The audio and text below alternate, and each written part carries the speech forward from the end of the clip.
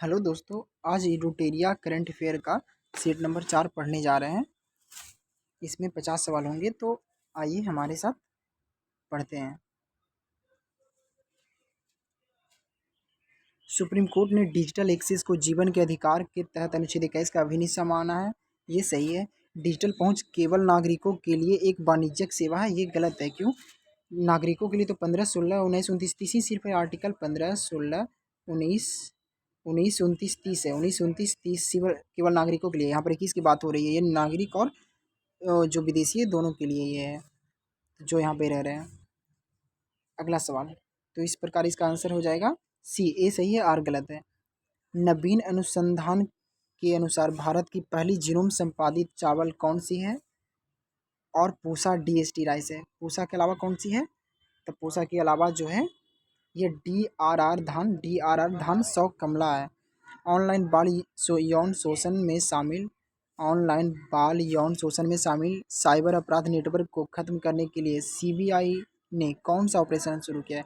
CBI ने कौन सा ऑपरेशन शुरू किया है बाल यौन शोषण को रोकने के लिए? तो ये ऑपरेशन हॉक 2027 में फीफा महिला विश्व कप की मेजबानी कौन सा देश करेगा? 2027 में फीफा महिला विश्व कप की मेजबानी कौन करेगा? तो ये करेगा ब्राज़ील ब्राज़ील ब्राज़ील ब्राज़ील। भारतीय विदेश व्यापार संस्थान ने अपना पहला विदेशी परिसर कहाँ स्थापित करने की घोषणा की है? दुबई में। भारतीय विदेश व्यापार संस्थान ने अपना पहला विदेशी परिसर कहाँ स्थापित करने की घोषणा की है? दुबई में। कालेश्वरम लिफ्ट सिंचाई परियोजना किस नदी पर स्थित है? कालेश्वरम लिफ्ट सिंचाई योजना, तो ये गोदावरी नदी पर है। गोदावरी नदी पे। निम्नलिखित में से किसे भारत का पहला पूर्ण साक्षर राज्य घोषित किया गया है? भारत का पहला पूर्ण साक्षर राज्य किसे घोषित किया गया है? तो ये मिजोरम को।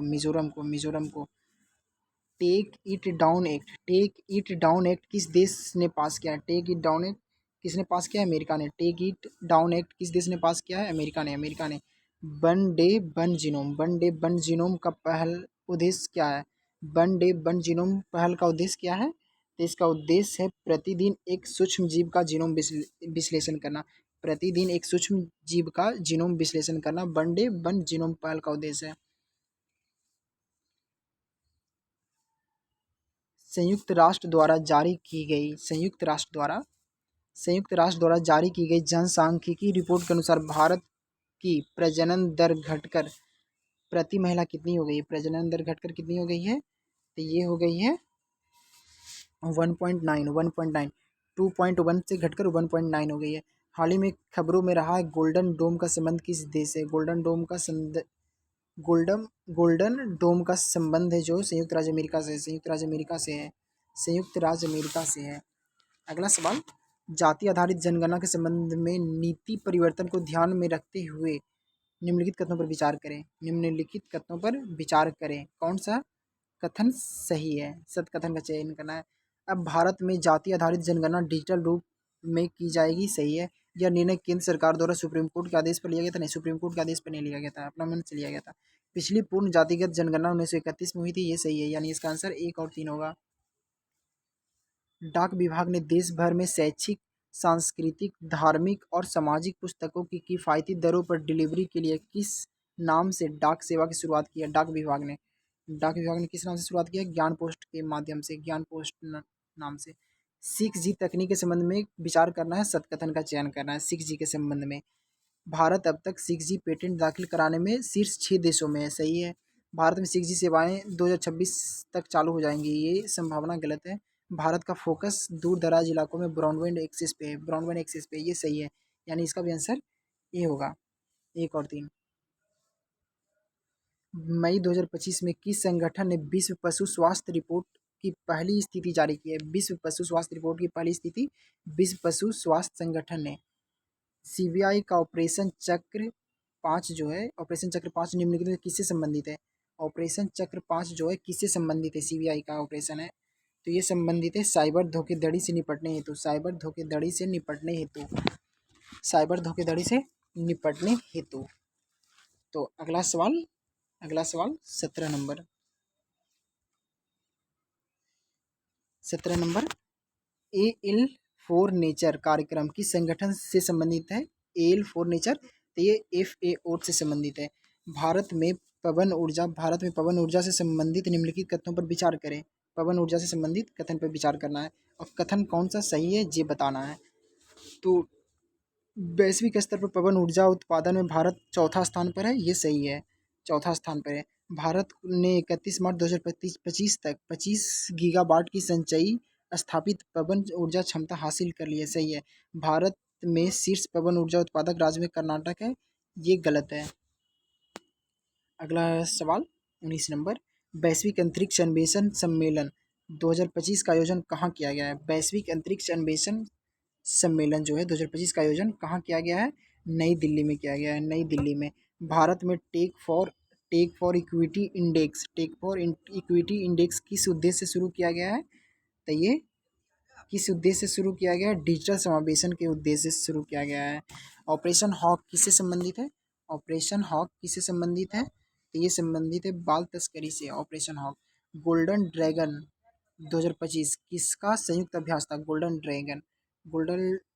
ड्रैगन था चीन और वियतनाम का। राष्ट्रीय महिला आयोग ने किस संस्थान के साथ मिलकर महिला सुरक्षा हेतु समझौता किया है? महिला सुरक्षा हेतु समझौता किया है फ्यूचर शिफ्ट लैब्स।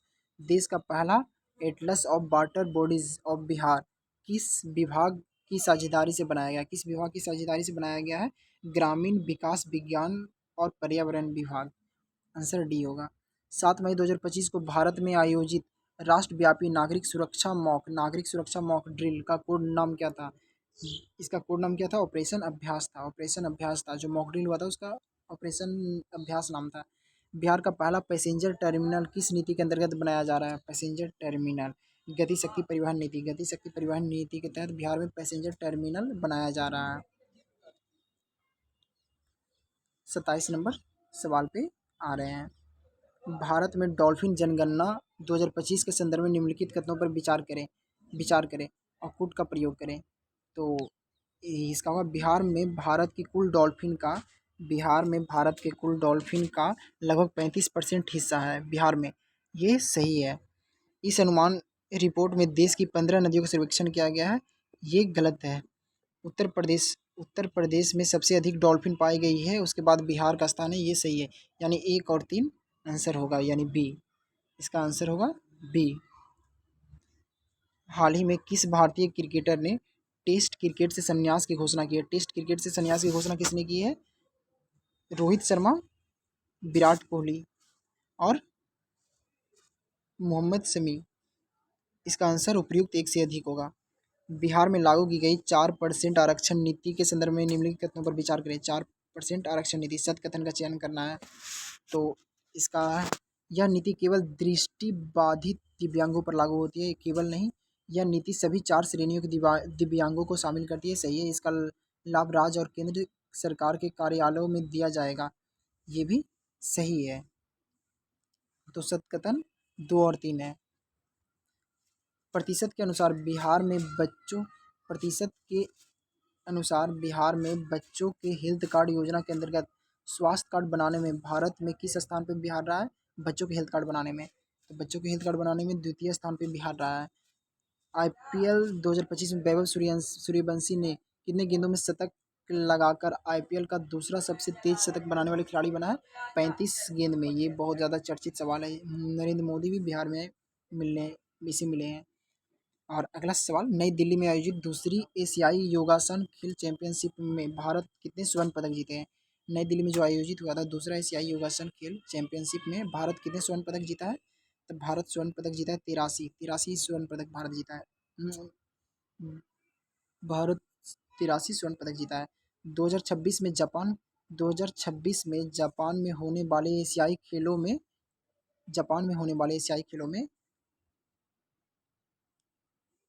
2026 में होने वाले जापान में एशियाई खेलों में कौन सा नए खेल को शामिल किया गया है? कौन सा नए खेल को शामिल किया गया है? तो क्रिकेट और मार्शल आर्ट को। भारत में MSME क्षेत्र से संबंधित निम्नलिखित कथनों से कौन सा कथन गलत है? गलत कथन पूछ रहा है। तो गलत कथन कौन सा है? MSME द्वारा उत्पादित वस्तुओं का भारत में कुल निर्यात में 40% से अधिक का योगदान है, ये तो सही है, ये सही है। सकल मूल्य वर्धित में इसका योगदान 30% है। सकल यानी GVA में जीबीए में इसका योगदान 30% है, सही है।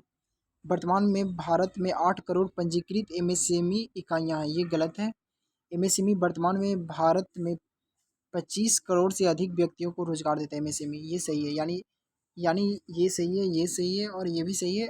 ये गलत है तो आंसर गलत पूछ रहा था, तो आंसर सी होंगे। यानी 8 करोड़ पंजीकृत एमएसएमई इकाइयां नहीं है। हाल ही में निम्नलिखित में से किस विश्वविद्यालय के शोधकर्ताओं ने एक मस्तिष्क कंप्यूटर इंटरफेस बनाया है जो लकवाग्रस्त व्यक्तियों को पुनः अपनी गतिविधियां करने में सक्षम बनाएगा? तो ये जो है मस्तिष्क कंप्यूटर इंटरफेस बनाया गया है जो लकवाग्रस्त व्यक्तियों को पुनः अपनी गतिविधि करने में सक्षम बनाता है, तो ये कैलिफोर्निया विश्वविद्यालय है। भारत के ध्रुवीय वैज्ञानिक अनुसंधान केंद्र से संबंधित निम्नलिखित कथनों पर विचार करें। ध्रुवीय वैज्ञानिक अनुसंधान केंद्र से संबंधित कथनों पर विचार करना है, कथन कौन सा सही है ये बताना है। तो आर्कटिक क्षेत्र में भारत का मुख्य अनुसंधान केंद्र हिमाद्री है जो नॉर्वे के स्वायलबार्ड द्वीप समूह में स्थित है, ये सही है। अंटार्कटिका में भारत के 2 सक्रिय अनुसंधान केंद्र मैत्री और भारती है, ये भी सही है। यानी इसका आंसर हो जाएगा सी। विश्व सामाजिक रिपोर्ट 2025 के अनुसार विश्व में कितने प्रतिशत लोग आर्थिक असुरक्षा का सामना कर रहा है? आर्थिक असुरक्षा का सामना कर रहे हैं 60%। 60% लोग। मानव विकास रिपोर्ट 2025 से संबंधित निम्नलिखित कथनों पर विचार करना कि कौन सा सही नहीं है, कौन सा कथन सही नहीं है। तो यह रिपोर्ट विश्व आर्थिक मंच द्वारा प्रतिवर्ष जारी किया जाता है। एच डी आर ये गलत है। ये गलत है ना, मानव विकास रिपोर्ट ये विश्व आर्थिक मंच द्वारा थोड़ी निकाला जाता है। वर्ष 2025 में भारत की रैंकिंग 193 देशों में 130 स्थान पर था, ये सही है। भारत का मानव विकास सूचकांक का स्कोर वर्ष 2025 में 0.685 हो गया है, सही है। भारत एचडीआई की विभिन्न श्रेणियों के अंतर्गत मध्यम मानव विकास की श्रेणी में है, मध्य मानव, ये भी सही है। तो गलत पूछा था, गलत कौन सा है? ये आंसर इसका गलत है। हाल ही में भारत के किस राज्य में पूर्वोत्तर भारत के पहले भूतापीय कुएं का सफलतापूर्वक अनावरण किया है? तो ये हो जाएगा इसका आंसर अरुणाचल प्रदेश। अरुणाचल प्रदेश भूतापीय कुएं का सफलतापूर्वक अनावरण किया है। चर्चा में रहा सतलुज यमुना लिंक नहर योजना नदियों के पानी को सतलुज और यमुना नदियों में प्रवाहित करने के लिए बनाई गई थी। तो ये रावी और ब्यास नदी के हाल ही में डॉक्टर एम.आर. श्रीनिवासन का 95 वर्ष की आयु में निधन हो गया है। उनका संबंध किससे था? R M R doctor M R. Srinivasan का उनका उम्र निधन हो गया। इनका संबंध किस क्षेत्र से था? Doctor M R. श्रीनिवासन का संबंध भारत के परमाणु वैज्ञानिक थे, इससे संबंध था। 2025 का विश्व खाद्य सुरक्षा पुरस्कार किसे प्रदान किया गया है? 2025 का विश्व खाद्य सुरक्षा पुरस्कार किसे प्रदान किया गया है? तो ये प्रदान किया गया है बानू मुश्ताक को। ये प्रदान किया गया है, फिर से एक बार देख लेते हैं इस सवाल को। हाल ही में डॉक्टर एम.आर. श्रीनिवासन के 95 वर्ष की आयु में निधन हो गया। ये तो भारत के परमाणु वैज्ञानिक थे, ये तो सही है। 2025 का विश्व खाद्य सुरक्षा पुरस्कार किसे प्रदान किया गया है? ये प्रदान किया गया है मारियांगेला हंगरिया को। अगले सवाल पे आते हैं। 2025 के अंतर्राष्ट्रीय बुकर पुरस्कार से किसे पुरस्कृत किया गया है? 2025 के अंतर्राष्ट्रीय बुकर पुरस्कार से किसे पुरस्कृत किया गया है? तो ये किया गया है बानू मुश्ताक को। हाल ही में भारत ने किस देश के साथ एक व्यापारिक आर्थिक भागीदारी समझौते के लिए TOR पर हस्ताक्षर किया है? तो ये चिली के साथ। भारत के हाल ही के दशकों में प्रचलित शब्द ऑरेंज इकोनॉमी का संबंध किस क्षेत्र से है? ऑरेंज इकोनॉमी का संबंध आर्थिक मूल्य उत्पन्न करने के लिए व्यक्तिगत रचनात्मक कौशल विकास, बौद्धिक संपदा पर निर्भर करने वाले उद्योग पर। तो इसका आंसर ए हो जाएगा। 45 का आंसर ए हो जाएगा। 46 का land ports authority of India ने सीमावर्ती भूमि बंदरगाहों पर बैंकिंग सुविधाओं को उन्नत करने के लिए किस बैंक के साथ समझौता ज्ञापन पर हस्ताक्षर किया है? किस बैंक के साथ? ये स्टेट बैंक ऑफ इंडिया के साथ। WHO द्वारा विश्व की पहली वैश्विक महामारी संधि कब और कहाँ अपनाई गई? WHO द्वारा विश्व की पहली वैश्विक महामारी संधि कब और कहाँ अपनाई गई? तो ये हो जाएगा मई 2025 में जिनेवा में।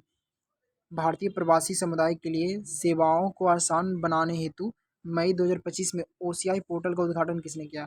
ओसीआई पोर्टल का उद्घाटन किसने किया? तो ये अमित शाह ने किया था, अमित शाह ने। भारत के समुद्र तट की लंबाई आधिकारिक तौर पर 1970 के दशक से दर्ज 7,516.6 किलोमीटर से बढ़कर कितना हो गई है? तो ये हो गई है 11,098.81 किलोमीटर, 11,098.81 किलोमीटर। हाल ही में जारी डॉल्फिन अनुमान रिपोर्ट के अनुसार बिहार की नदियों में कुल डॉल्फिन की संख्या कितनी है? बिहार में कुल डॉल्फिन की संख्या कितनी है? 2,220 यानी 2,220। इस प्रकार आज के 50 सवाल के साथ सेट नंबर 4 खत्म हो गए और सेट नंबर 5 अगले दिन आपको मिल जाएंगे। धन्यवाद।